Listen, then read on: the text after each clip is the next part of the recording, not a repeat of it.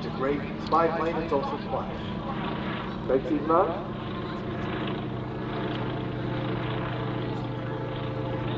C'est très silencieux, à basse vitesse. Et comme Rick vous expliquait, regardez la hausseur de l'avion.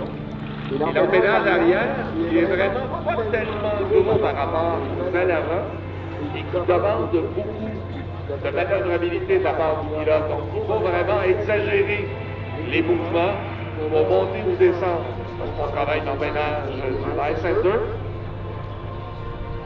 Light Center, on en a fabriqué ici au National Steel Car à Moncton, un peu à l'ouest de Toronto. En 1938, 225 exemplaires ont été fabriqués au Canada.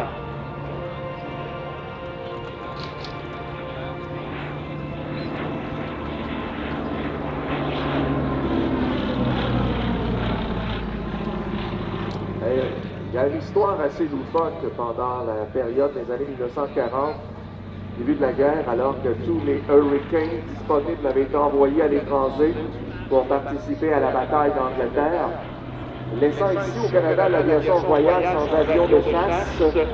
Il y a eu deux escadrons qui ont été équipés de Light Center et qui ont été convertis en avions de chasse, mais sur lesquels il n'y avait pas vraiment de munitions et de fusils.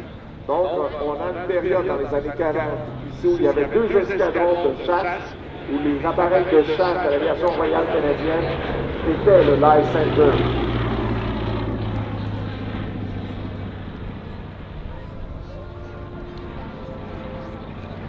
Get that elevator to be a little more effective, of course, use a lot of throttle of the engine. Get the backwash. Over he flies such a beautiful display of this.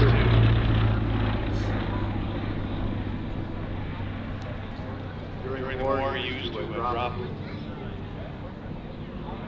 spies basically behind enemy lines and then get back out again safely.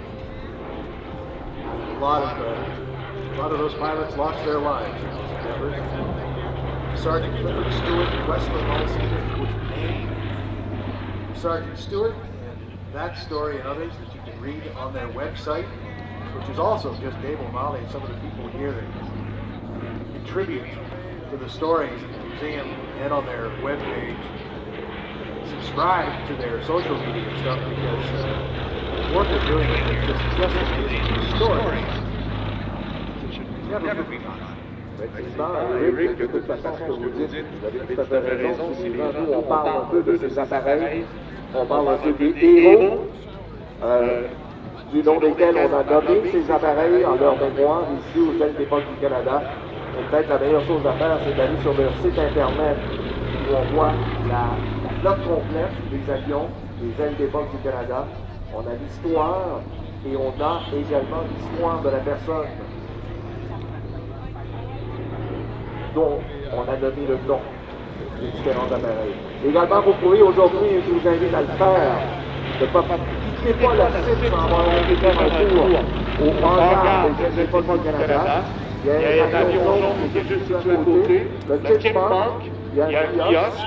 On a des souvenirs à vous offrir et également, dans les gens des ailes d'époque du Canada, ils vont faire un plaisir de vous parler de la fondation, de la collection des avions de Mike Potter, un travail sensationnel à conserver ici à Gatineau, ces avions et à les maintenir en état de vol.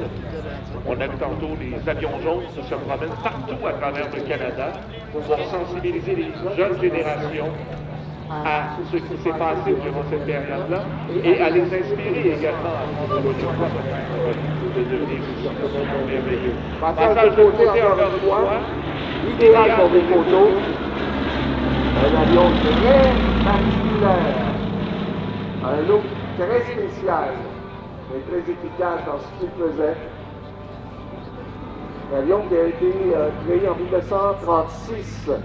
Il y a près de 1800 de ces Light Center qui ont été fabriqués, équipés d'un moteur Bristol Mercury, un moteur radial de 870 chevaux, et il pouvait atteindre une vitesse de 212 000 à l'heure Et un appareil, encore une fois, un des tout premiers avec des technologies d'atterrissage et de décollage court pour faire les missions dont on parlait. Également, il y a plein de Lysander qui ont été peints en jaune et noir pour être très visibles parce qu'ils avaient une tâche très ingrate, celle de remorquer des avions ou cibles. Donc, pour permettre aux pilotes de chasse de pratiquer leur tir, on larguait un Lysander avec un filet le plus long possible sur lequel, à l'arrière, il y avait une cible.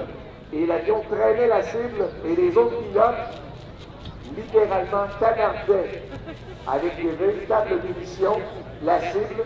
C'est pourquoi le Lysander était très visible en jaune, en espérant que les pilotes ne manqueraient pas la cible. Dernier passage, donc dernière occasion de voir le Lysander des Alliés du Canada aux commandes Dave Hatfield. Ah, et nous saluons au passage, je pense que Dave est content.